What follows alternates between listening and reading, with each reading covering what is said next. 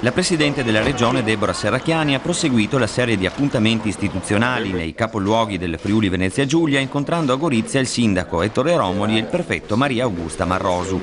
La Presidente, che nei prossimi giorni incontrerà anche i presidenti delle 4 province, ha sottolineato che le questioni finanziarie e di bilancio rappresentano una priorità per la nuova amministrazione regionale, che intende scrivere subito al Ministro dell'Economia e delle Finanze, Fabrizio Saccomanni, e al Ministro per gli Affari Regionali, Graziano Del Rio, per rinegoziare il patto di stabilità e l'accordo Tondo-Tremonti e offrire quindi maggiori margini di manovra alla Regione e al sistema delle autonomie locali.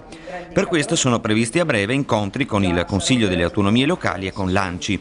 È stato inoltre già presentato un emendamento per poter applicare anche in Friuli Venezia Giulia il provvedimento governativo con il quale sono stati bloccati i pagamenti della pubblica amministrazione.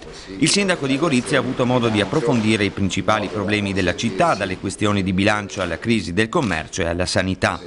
La Presidente Serracchiani ha confermato che nella nuova legislatura sarà rivista la precedente riforma, che prevedeva una riduzione delle aziende per i servizi sanitari. I problemi della sanità, secondo la Presidente, non si risolvono diminuendo il numero delle aziende, ma rivedendo la rete ospedaliera e razionalizzando la spesa.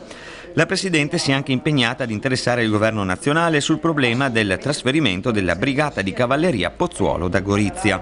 All'ingresso del municipio la Presidente ha incontrato un presidio di lavoratori della casa di riposo comunale Culot di Lucinico. Il Comune, come ha osservato Romoli, intende avviare una completa ristrutturazione della struttura per lotti funzionali in modo da salvaguardare l'occupazione e incrementare il numero degli anziani ospiti.